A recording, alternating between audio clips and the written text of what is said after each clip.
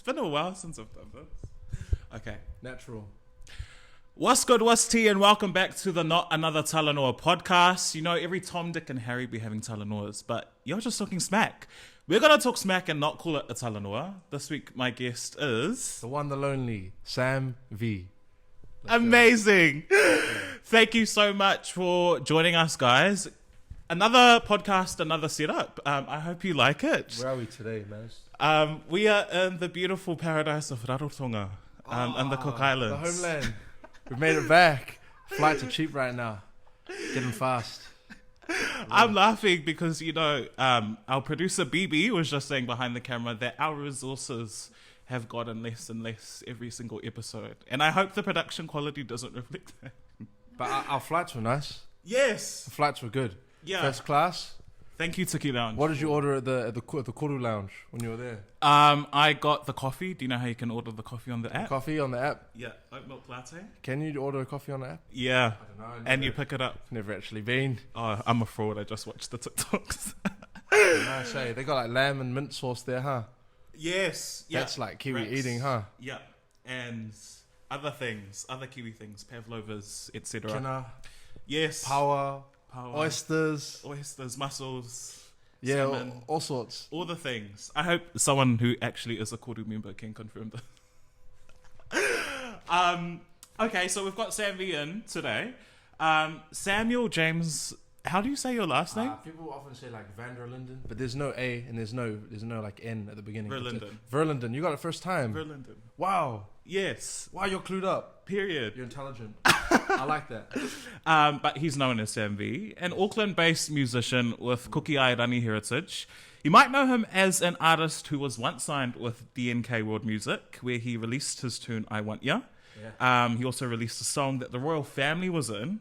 Mm-hmm. And he's also known as the Red Flags guy on TikTok. Me? Yeah. No, that's my friend. That's my friend Western Guide. He's red flag. Me, green light, play on, no flaws, nothing wrong. Just a complete saint. It's my schooling. Catholic. How did you guys become friends? I think he came to one of our shows, one of the YSO shows quite early on, 2020, and he was working at NERFM. So just naturally being in similar industries where we're both in the world of media, the realm of music, entertainment, cross paths enough times, and then you just find a bit of a mutual bonding and appreciation for what we're trying to build. So, yeah. Oh, love that. Was that even that long ago that you guys became friends? 2020. Wow. Nah, not that long ago. Now they've got a brand and everything, yo. Micro Men, look it up. Micro Men, always thinking bigger. So that's what the internet knows about you, but we want to get to know the things people don't know. So here's some quick fire questions. Okay. What's your biggest red flag? My biggest red flag, probably my learner's license. Yeah, I know. I can't legally like drive you anywhere, but actually I won't expose myself. I just can't legally drive you anywhere. Take what you will from that. Yes. Yeah. Learners, so when are you going for your restrictive? Sorry. Did you ask something? I just gonna wait for that 2 years. I said full learners. Oh, Wait, full I learners. actually got an email from the government the other day. They're like, your license is expiring. It's like, is it now? Don't know. Wow. It's like it's similar kaupapa to me with the FPOS. Don't look, just swipe. Yeah. You know? Yeah. Don't think about it. No. Just go get on with life. Yeah. But I should really, huh? It's okay. It's okay. A lot of people. Maybe I'm just meant to be a like passenger princess, you know? I mean, for all the queens out there, if you're looking for a passenger. Modern day R&B is, we're You getting don't our drive, you ears get driven. pierced. Yeah. Get driven, but I am driven. Yeah. I can motivate you in the passenger seat. Tell me your dreams. Tell me your aspirations. I'll tell you if you're thinking big enough. Micro men, always thinking bigger. Who's your favorite athlete? I don't know. I think growing up was probably Jose Guerrero, Adi Savia. Ooh. I'm from Wellington. I've stayed loyal to my Hurricanes. Are you really? Yes, I am. Wow, for my first 7 years. So not really. It's kind of fraudulent to say so. But I'm born there. Whereabouts? City boy. Always city. Oh, yeah. Yeah, always repping town. Wherever I've been, wherever I've lived, town. Jeez. But shout out to Adi Savia and Jose Guerrero, my two favorites. Yeah, Adi's representing us well. I think he actually signed with someone. It's like a major label. Do you know? Jay-Z's, not Jay-Z's brand. I think it was Jay-Z's brand. Yeah, but it's like the sports Yeah, division. his sports of it. agency thing. Yeah. Yeah, I mean, what can I say? Like, he's the greatest Cook Island athlete of all time. What's your star sign? What do you reckon it is? Bree, what do you reckon? I'm gonna ask producer. What energy do I give? What Leo? Do I? You're not far off. I think is the next one Libra. It's next door, eh? I think so. Shout outs to all my Librans out there. A Libra. Interesting. Yeah, we can't drive, but we're driven. Straight up. Yeah. Actually, I don't know. I feel like behavioral traits that you can assign to star signs, they generalize them enough so that anyone can kind of adhere to them. Yeah. Like, it's pretty vague. Yeah. It's like, oh, that's such a Cancer move. To be honest, I don't believe in star signs. Nah, not really. But it's a funny conversation point, you know. I get it. You know what I do? Instead of asking someone's star sign, I ask to read their palms. Yeah. And you can really just say whatever you want. No. You just have to slow down the tempo that you're speaking. Can I read your palm? Yeah. Get the palm. Oh. Add some rising, some Mercury. Or you just say that's troublesome. Oh. That's trouble. I see the lineage there. We don't align. Oh, that's a red flag. It's not just a red flag. It's a complete no-go zone, and they want to know why. Never give them the answer. Pineapple on pizza, yay or nay? Yeah, hard. Love that. Yeah. How about you, producer BB? Are you a fan? Yeah, I think that if you don't like pineapple on pizza, you need to grow up, frankly. I mean, it's the same probably. Do you like seafood? I do like Do you seafood. like seafood? I do. Okay, see, maybe there's something there. Maybe our taste palettes are a bit more diversified, bit more rich, Yeah. bit more culturally enhanced. Yes. Come on. Yes. Would you run for mayor? Yeah. I think you give very much mayoral candidate vibes. Yeah, but I'm like right now I'm too much of a clown, eh? So like I feel like people might find me funny and vote for me as a meme. But like when I'm like 50 or 60, right, and I'm like decrepit, Yeah. but I've got all this knowledge from my years of traveling, doing life. Who's that president that was an actor? It's not Lyndon B. Johnson. It's not Nixon. It's not Kennedy. Kennedy's the one who got shot. I think it was Ronald Reagan. Oh my god. Yeah, it is Ronald Reagan. Yeah. The states love a good a celebrity politician, don't they? Trump. America, I'm coming. No, I can't run there. Yeah, Arnold. Yeah. You said that was a DJ. Was she? Oh yes, there's that table of her on the turntables. The Bro Clark. Yeah, I would run for mayor. Yeah. Do you use AutoTune? Oh, this is a controversial one. I think every artist does, but it's like waves tuning, and then there's like it varies. Here's the thing with AutoTune, right? The real testing ground is can an artist replicate it live? And we saw that last week with Versus when you had a Mario versus Mario, and Ray J and all that came out, and we all sound like they were dying cats. And then Giveon had a problem where his live tuning was tuned to the next song too early, so it sounded like he died at the end of Heartbreak Anniversary. Yeah. I've heard him do it live though. He kind of hit or miss sometimes. I'm gonna level and be transparent. As amazing as his tone is, sometimes the run's not quite excellent. But yeah, Ray J and Marion really struggled. Mario sounded great. So live's where you want to get it done. Yep. But to make a very simple answer, yes, but also no. Melodyne's another one. Oh. Yeah. So who uses? No, not Mellow Downs. It's an artist. Oh. It's a software named after him. Oh. Pulling a leg. It's not. But there's something called Melodyne, right? So imagine like your melody's like a sound wave. Yeah. You can like individually correct the notes. Oh. You know what I mean? Okay. Yeah. So I think that's what they did with they do it for the big dogs, you know? Yeah. Yeah. So it's not giving T-Pain like. No. No, definitely not. But I mean, I think T-Pain's a genious. Very much. His melodies are crazy. Selection's great. I saw he signed a Tongan artist recently. He did, eh? Yeah. Wow. Yeah. Amazing. I mean, he hasn't signed a cookie artist though. No. So T-Pain, if you're watching this, I know Timbaland's another one who I think he collabed with the Samoan. He watches the podcast, eh? Yes. So we got this backdrop. Amen. We'll look after you when you come through. Pet peeve. One of your pet peeves. What's that? Alright. Probably there's muso time. Right? So let's say for example you set the time as like 3. Muso time is like 4 or 3:30. Yeah. Just late musicians. Super frustrating. Like Island Time. Yes. I think is Island Time worse or? Imagine both put together. Oh.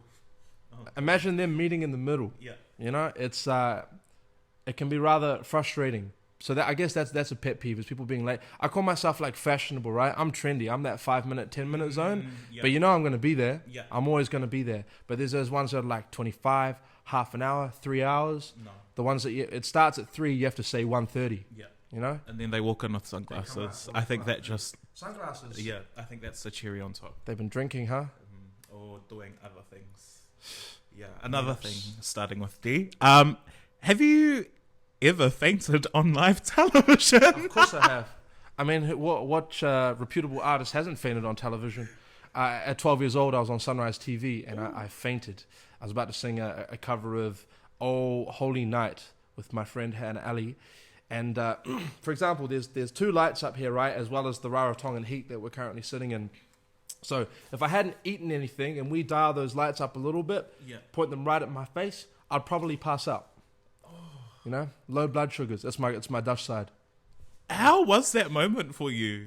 Well, I remember fighting it off. I was like, Yeah, he looked in the trenches. I was very determined. Yeah. I was kicking rocks and fighting demons in my head. Yeah. And I just remember thinking, I've got to get up and perform. If I'm not, I'm doing myself a disservice. It's an international platform right now. But I fell over and then I was like, goodness gracious, let me pop up again. And then body just carked today, so bang off the ground. But the thing is, I performed half an hour later. Oh, okay. That's the part they don't tell you. Oh, okay. Rob Drydeck from Ridiculousness MTV, I'm talking to you, man. Ooh. Capitalizing off my fainting. Yeah. I'm grown now, bro. Let's meet in K Road, outside Trilogy. He always backs it up. See, he uses AutoTune, but he can also take it off and he can also sing. Sam's a very good singer live. Yeah. Yeah. At least a 6 out of 10. And he also came on time, which is nice. 3 or 4, I think it was. Yeah, thank you so much. Trendy. It's fashion. Yeah. All right, thank you so much for joining me on the podcast. Let's get into your smaller news topics now. Okay, let's talk about your music and your knowledge in music now, Sam. I've got a few questions. What's your experience been like in the New Zealand music industry? I kind of grown up in it. So I was signed at firstly like 12 on a verbal kind of agreement development deal with Parachute. After they saw me performing at Parachute's Got Talent, where I lost. Oh. I didn't lose. I came second. Oh, okay. But I didn't have experience with losing, so it was embarrassing. Yeah, if it's not first, it's I cried. I cried in front of the crowd. There's footage of it. It's embarrassing, but it's like I like that I was competitive like that. You know, there's that little fire in the kid's belly.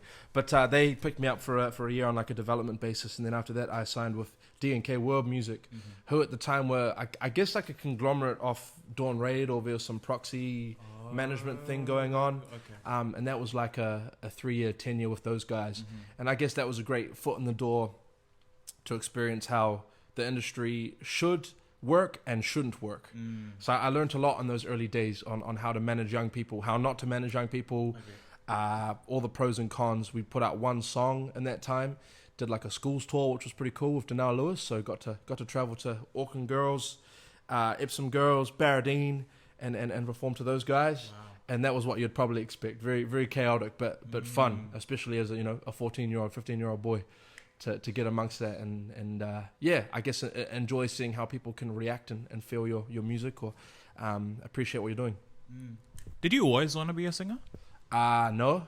I think inherently, because I've always done it, it's never been a decision. Right. Because I started singing when I was like 2 years old.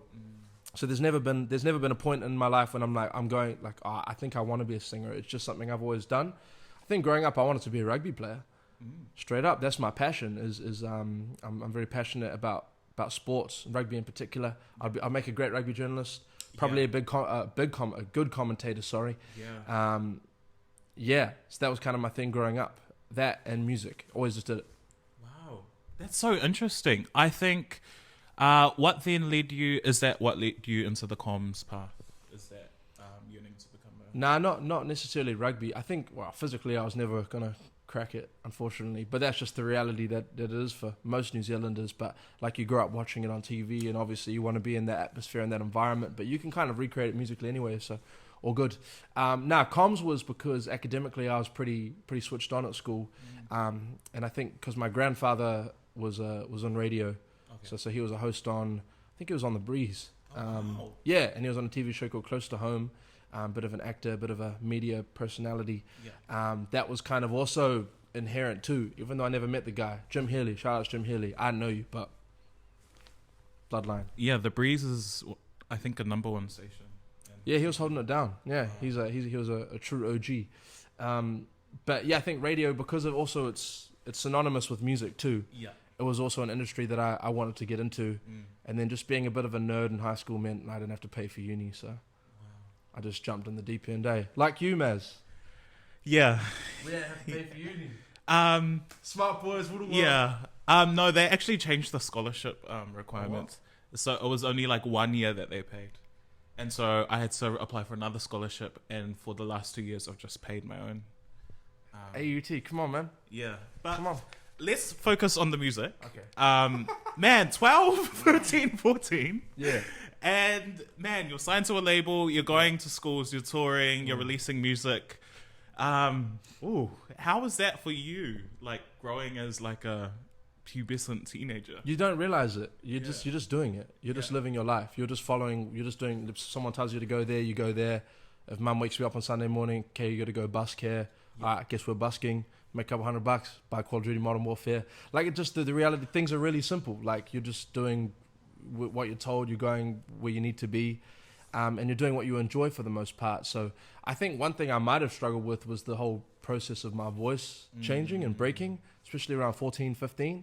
I lost my falsetto for a couple of years, so that was kind of interesting time. Yeah. Does your mom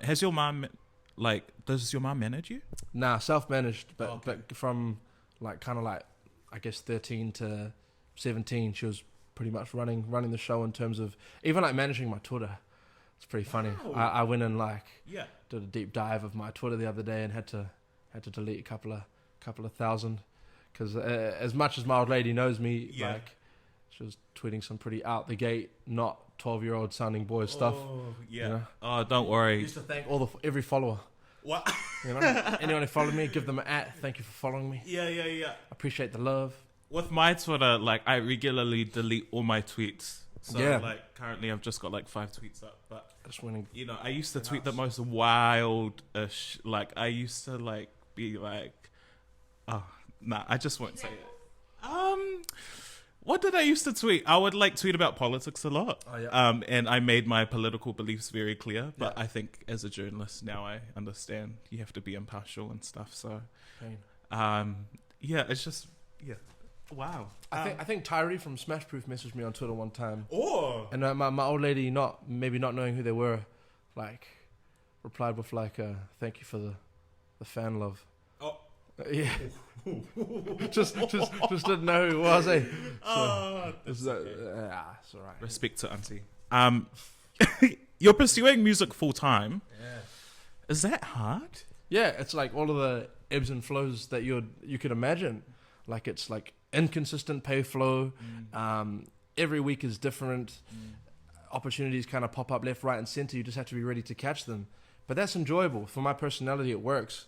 Because I'm not typically someone who's very structured or organized as is. I kind of like just going with the flow.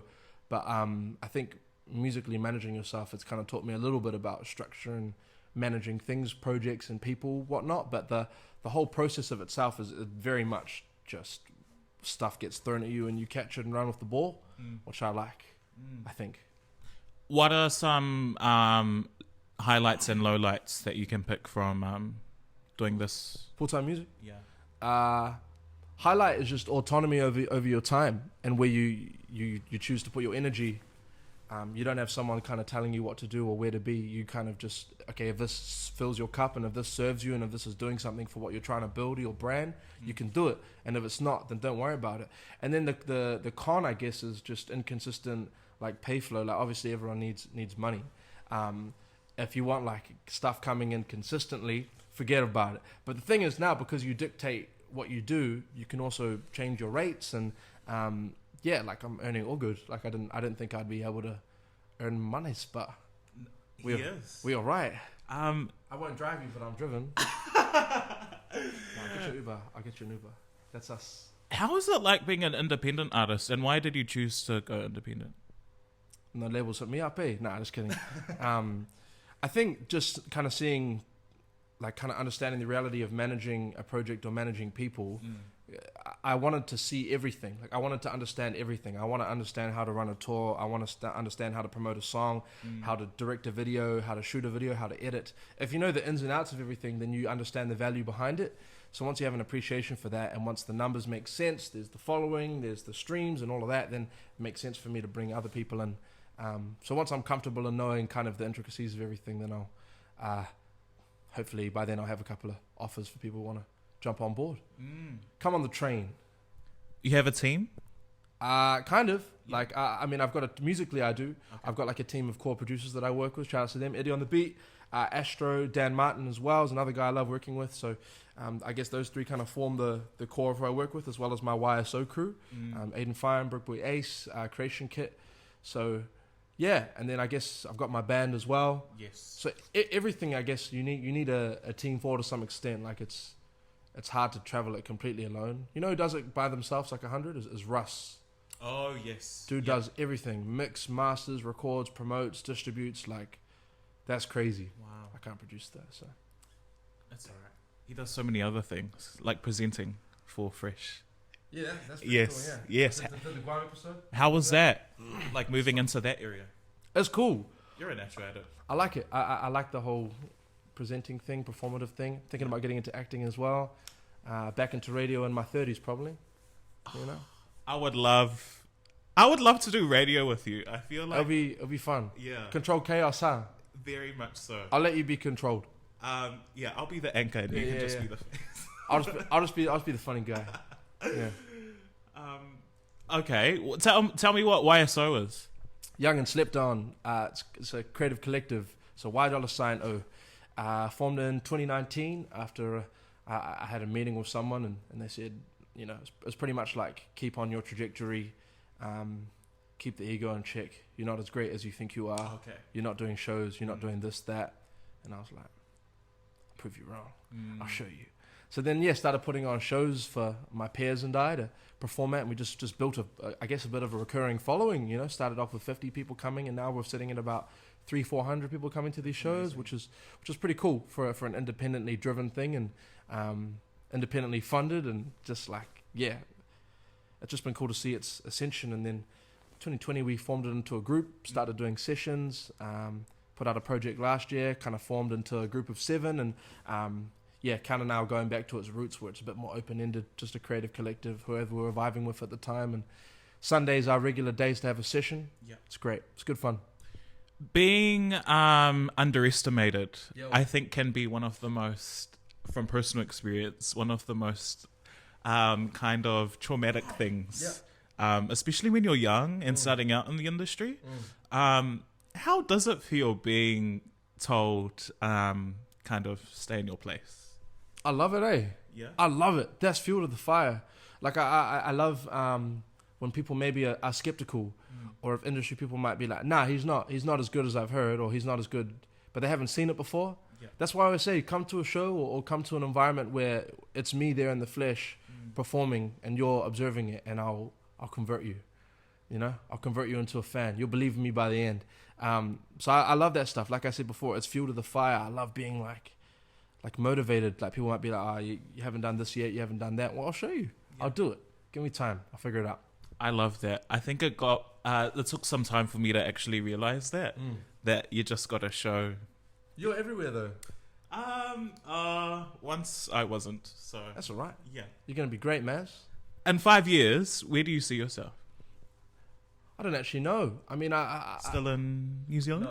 No, hopefully not. Yeah. But not hopefully not as in I adore New Zealand and I adore the community here and what I'm building and my friends and everything. Different places offer different opportunities. Well, I just want to go and explore the world. I feel like to some extent, like I've done a lot of, or I've collaborated with most of the people I wanted to here. Yeah. I've performed here. I've kind of done a little bit of the circuit. Hopefully in the next year I can kind of do the festivals here and try all of that out. And again, keep collaborating with some of my peers. And then just go and explore the world. Go and see the US, go and see Oz. Next year I'm going to US for a little bit. Yeah. So hopefully I can go to Oz too and map out a few opportunities there, create some footprints and, I don't know, set a precedent for other people to follow. So you see yourself bringing others along the same path?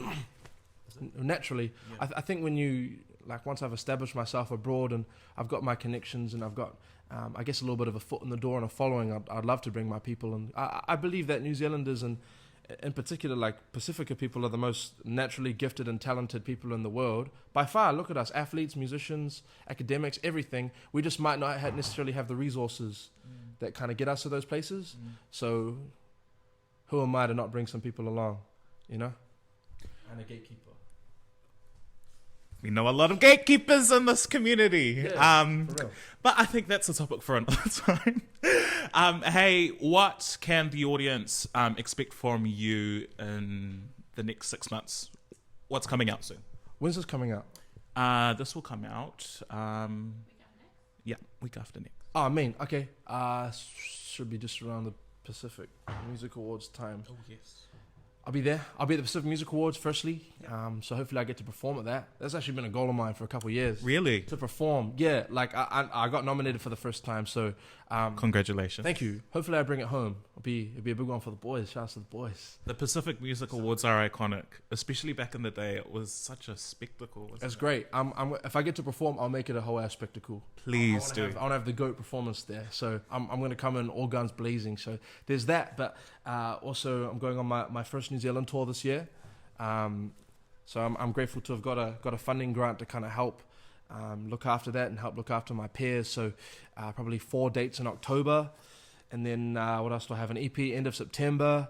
I shouldn't name drop the title, but I really want to. But that's okay. It's a moniker that won't be too unfamiliar with people. I'm kind of already going by it, so take from that what you will. And then, going into next year, just more productivity, more stuff coming out. I'm going to the States next year for a little bit. So, stock's going up.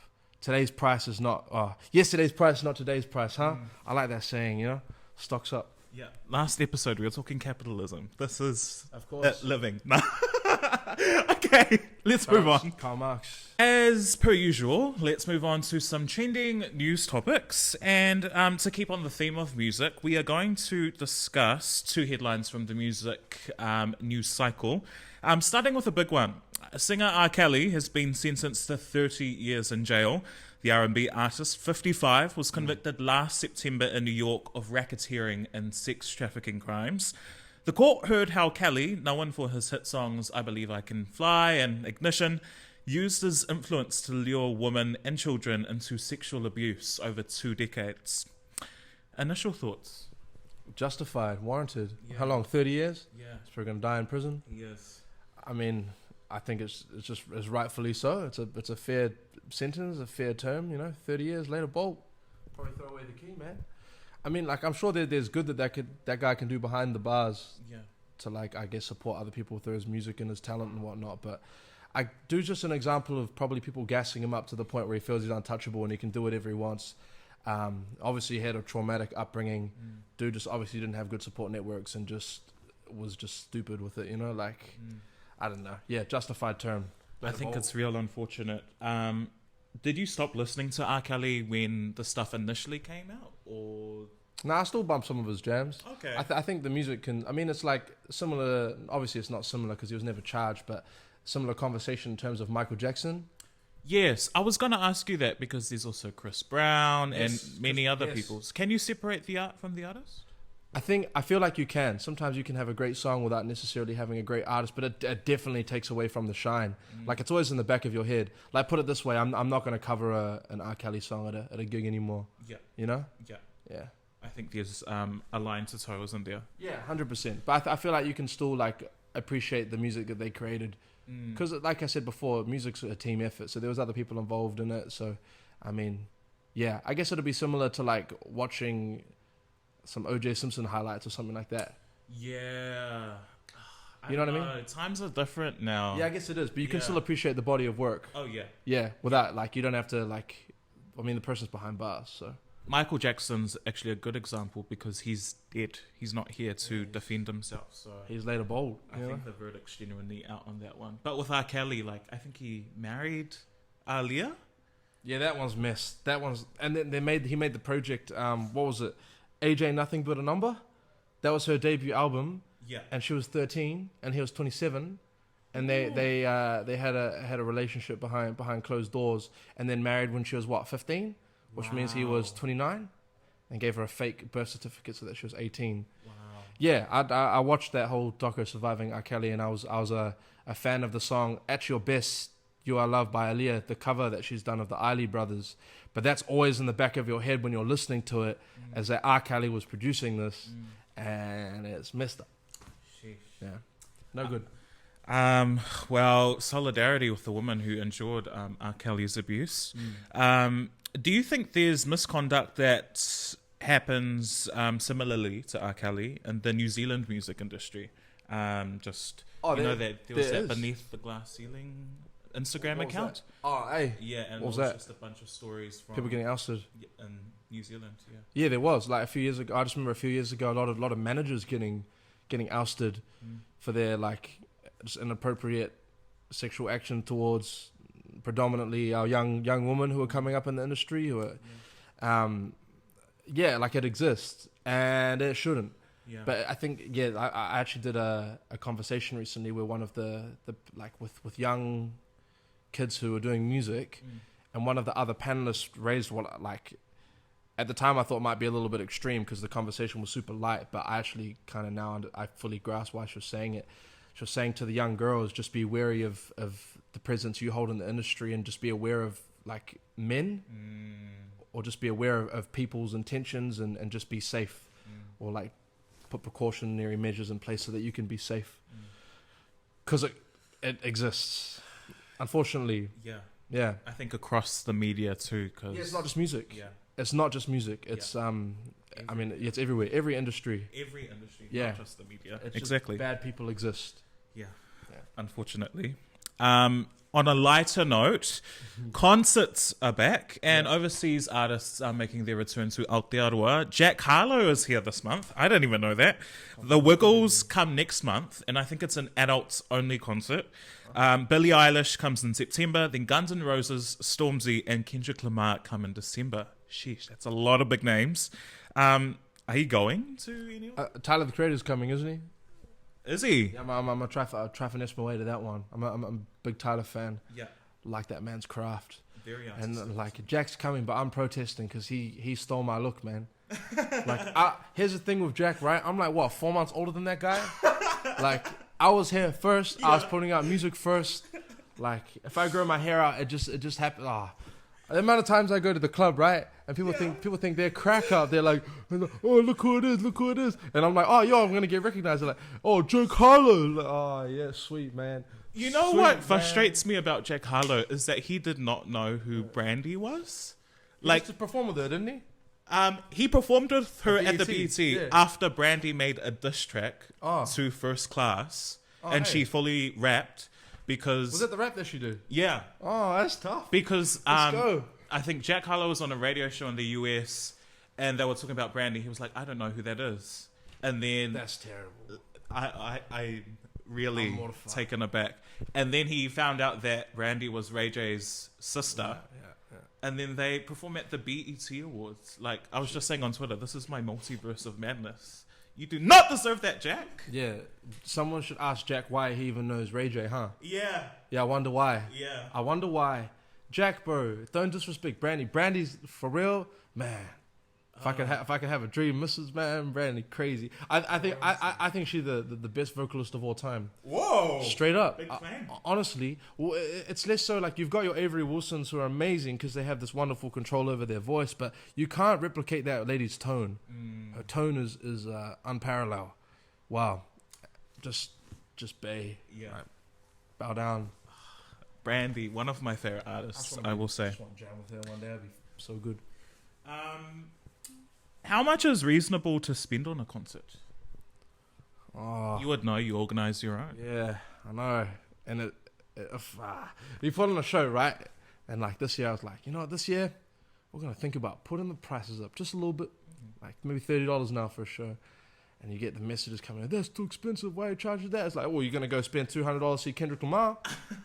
In the mosh. You're gonna, gonna get trampled on. You're probably gonna hear, where you from? Where you from? You know, you're not gonna hear nothing, right? Or you can spend $30 and you can see Sam V or YSO do their thing, and you'll hear the whole thing. You know why? Because it won't be anywhere near as packed. There'll only be like 200 people, not like 10,000 or 20,000. Nice and intimate. Yeah, nice and intimate, eh? I'll give you a lap dance, all of the above. That'll be great, and that's like way cheaper, right? And then you've got money afterwards to go out. You can afford your Uber home. You don't have to walk in the rain. Yeah. You don't have to buy like a hoodie so you can cover your head. Yeah. For real. Yeah. Do you do merch? Nah. Is that something you've looked at? I have. Merch is what I'm still trying to work out, but I'd love to. So if anyone that's watching does merch, I think what I've noticed is that merch is becoming more stylish. Like Yeah. it's functional as an outfit, not just. got to look good. Yeah, like Yeah. it's got to be cool. You know, so I can't just throw my face on a shirt. No, Maybe you can, but it's got to look good. You know, people got to want to rock it. maybe that can be like a limited stock for some people For the, out there. in the the real world. out the gate fans, they were gonna wear my face on their chest. I see you. Hold that down. Yeah. Like I think reasonable to pay for a show. Like I don't know, 150, 200, I guess maybe. Yeah. I'll pay 150. Okay. Yeah. I would say, because we were talking about this in the office, producer BB, how much is it? Oh, because Miss Girl wants to go to Harry Styles, and just to stand in the mosh, it's Like $300. Yeah. Wow. Wow. That's like the tickets left. Harry Styles, I don't know. His album was mean. I had a bump Good of it. vocalist, I had a bump of it at the gym. I was like doing leg day for the first time. Like first navigating that's kind of hard enough as is. But I was listening to that album. I'm like, man, this is a good pop record. Yeah. I like Harry, man. I like his style. I like what he's coming out with. I like his energy. His branding's great. Man, he's really worked it out, hasn't he? Around the time that One Direction was like pumping, was that when you did your Ags tours? Was that like 2012, 2011? Yeah. I think so, eh? Yeah. Yeah, there's footage of that Eggs tour. Wow. It's crazy. I came out doing a cover of Who's Loving You, Michael Jackson. Yeah. Yeah, just screaming. It was great. That must have like really just made your heart sing. I think so. Yeah. I mean, at the time, like I said, I kind of just gonna sound cocky. I just expected that. Yeah. I was kind of like, oh well, this is kind of how people respond to it. So sweet. I just wanted to play rugby on the weekend. That was kind of life, you know. Life was simple. If you could get free tickets to anyone's concert, who would it be? Brandy. I want to see Brandy. Yeah, I want to see that voice in action. I want to sing her sing Almost Doesn't Count. Yeah. Yeah. Yeah. I just love that song. Yeah, Brandy's great. Just yeah. What was I want to hear Have You Ever? Have you ever? Yeah. But that's she had so many hit singles by the age of like 18. Yeah. Already out. Yeah. Like I feel like a massive body of her work was like from that 15 to 24 range. Stuff that was really popping off, huh? She got on her latest project, got a song called Borderline, which is great. I think Brandy was kind of part of this entire people like Leah, Monica, Yeah, Monica's arrival. Maya. Yeah, Brandy was like commercial. Monica was like hood. Yeah. I know our friend Corey would have something to say about that, huh? He'd probably be Team Monica, huh? He would love to join on in this discussion, I think. He'd be the most knowledgeable too. He'd be able to name all the albums. Yeah. Brandy definitely started it, and then like towards the end, mid-2000s, it was like 3LW, etc. That brings us to the end of Not Another Talanoa. It's our 4th episode. Thank you so much for joining us on this one. Sam, thank you. Hey, thank you for having me, Maz. Team, great. Just the flights to Raro were impeccable. Good to eat at Trader Jack's, local in Raro. I've just been going out here, having a good time with all of my relatives. Yeah. Great. Shout out to G-Dub. Yeah, we'll head out to Edgewater after this. That's us. We will catch you on our next episode. But until then, stay safe.